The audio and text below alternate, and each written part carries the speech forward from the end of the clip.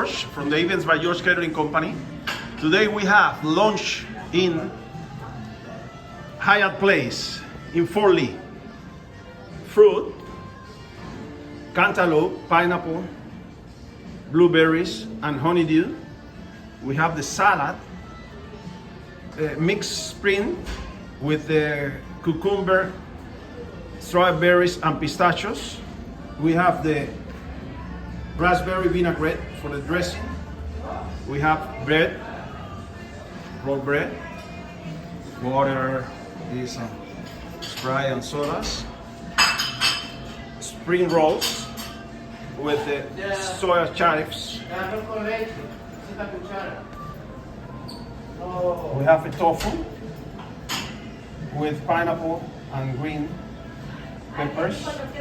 We have a steamed broccoli with lime juice, edamames with red crushed pepper, sesame oil, and seeds. We have veggies, dumplings. As a main course, we have sweet and sour chicken with scallion, pepper, onions, sesame seeds, salmon teriyaki with sesame seed, chives, and Old Bay,